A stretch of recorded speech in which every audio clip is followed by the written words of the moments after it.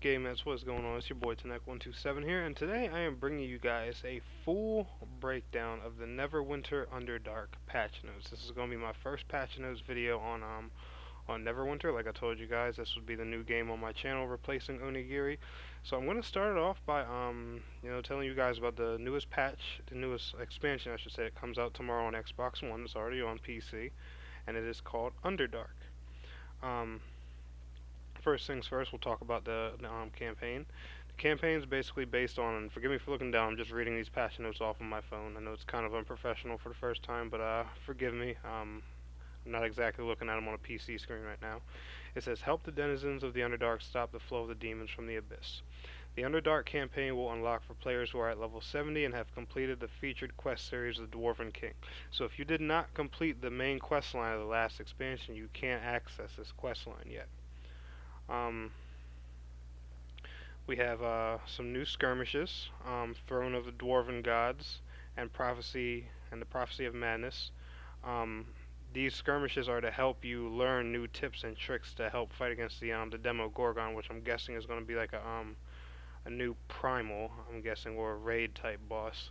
Yeah, the Demogorgon is what they talk about next. The Demogorgon, Prince of Demons, has been released from the abyss. It's up to you to prevent him from destroying the world as you know it. The battle against he's a 10-player trial or raid boss.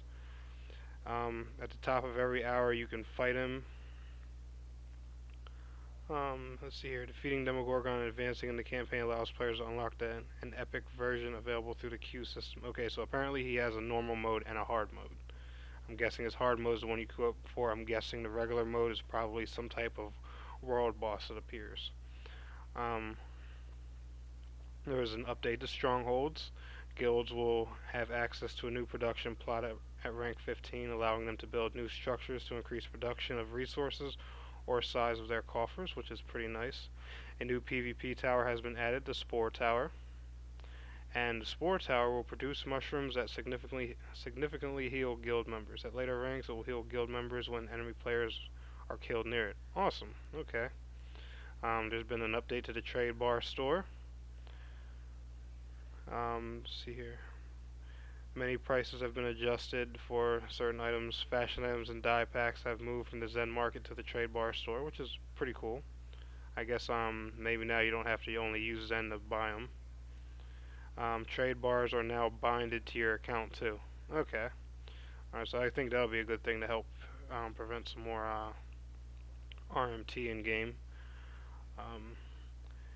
Let's see here. There's a new way to I guess gear check or gear preview somebody. Wherever you see an item on the tooltip, you can inspect by pressing Y on that item and bring up the new gear preview UI. So there's been a whole new interface for gear checking, which is awesome.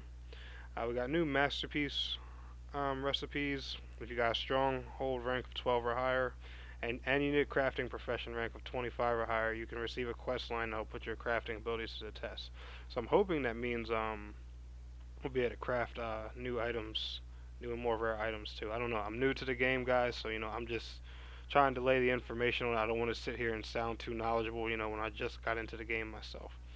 Elemental artifact weapons. I'm actually curious about this because I've seen the artifact weapon for my class and it looks fucking amazing. For those who don't know, I am a DPS great weapon fighter.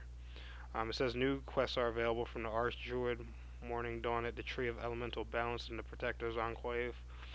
One quest can be accepted at a time, allowing players to complete heroic encounters in elemental evil zones for progressing towards new elemental artifact weapons. The more difficult the encounter, the better chances to gain progress. Okay, and now we have some balancing things, with the classes, to keep the game balanced and stuff like that. First, we'll start with the Control Wizard, the Ice Knife ability. Fixed an issue that caused this power's visual effects to display even if the power was cancelled. Okay. The Devoted Cleric. First ability that was effective was Empowered.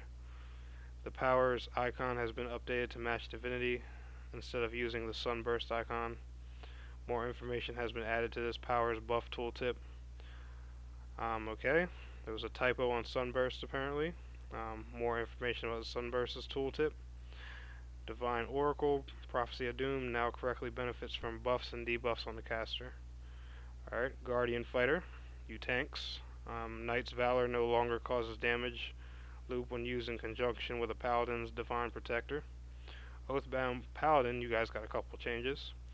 Oath of Protection, Divine Protector no longer causes damage in a loop in conjunction with Guardian Fighters, Knights of Valor, so flip-flop, vice versa. Prism, it will no longer trigger from healing caused by Bond of Virtue or heal over time effects. Prism can now affect up to 5 targets. Sacred Weapon no longer triggers from Bond of Virtue heals. Shield of Faith can now affect a maximum of 10 targets. Scourge Warlock, Feats, and Parting Blasphemy now correctly benefits the buffs and debuffs on the caster. Hunter Ranger, Grasping Root's duration now properly matches its tooltip. Boons, Icewind Dale, Avalanche stacks of Avalanche can now only be gained once a second. Burning Guidance, this boon now triggers once per second at its fastest. Level scaling. Players who are this is another thing, this is off the topic of classes. Level scaling, players who are now temporarily adjusted to level 61 or above can now gain additional hit points, damage, and damage resistance. Okay, so that's what's more HP gained through leveling. This is about encounters. Balors that aren't wielding a whip will no longer perform whip attacks. I haven't made to that point yet, so I have no clue what that is. There's a bunch of stuff added to some of the areas. Protector's Enclave, Black Dagger Ruins, and Strongholds. Stronghold Siege got an update. Enemy depots no longer have blue beams at the start. Water and Knight's Lane is now dangerous, so look out for that if you guys are playing Stronghold Siege. Let's see here. This one in Protector's Enclave looks pretty important. Got some visual improvements. The Battle Master and the Trade of Blades now has a level 60 through 69 level 70 Q options. So for all you high level people, that's more stuff to do. Yay. Let's see here. There were some dungeon adjustments like Cragmire, Crypts, Icewind Dale. I haven't been to Icewind Dale yet. I believe that's the next dungeon I need to do. And other than that, it's just added story stuff. Let's see here.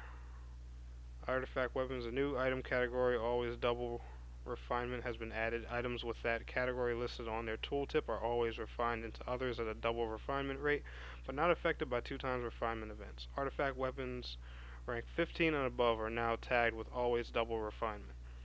Okay. I'm still learning. I have no clue what the hell that means, but for you veteran players, enjoy whatever it is.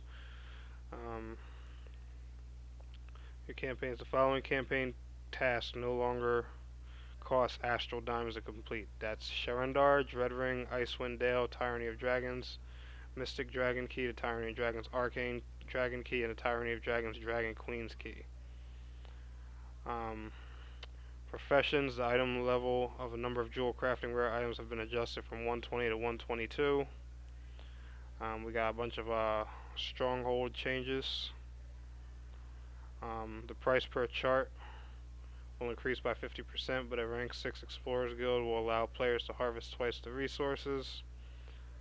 These charts allow players to acquire resources from masterwork recipes and their related quest. Okay, so I'm guessing there's a lot of stuff. And they have all the alternate prices and everything down here. PvE, 15,000 guild marks, 25 Fangs of Dragonflight, 1 Stronghold class ornament. PvP, 15,000 guild marks, 25 banners, and 1 Stronghold class. For a mix, 15,000 guild marks, 10 Fangs of Dragonflight, 10 Fallen banners, wow, and 1 Stronghold class. Okay. There's all kinds of new items in the Zen market. We're not even going to go over that. And a lot of in-game like interface updates and stuff like that. I just wanted to go over some of the basic stuff with you guys. There's a few changes to the HUD's localization and a lot of fine-tuning to the game, to improve like lag issues and all that stuff. But if you guys want to see the full patch notes, I'll leave the link on this video actually, and I'll actually put the link to Neverwinter's Twitter on here. But anyway, guys, I want to thank you all so much for watching. It's your boy Tanek127. Please don't forget to like, share, and subscribe. Peace, guys.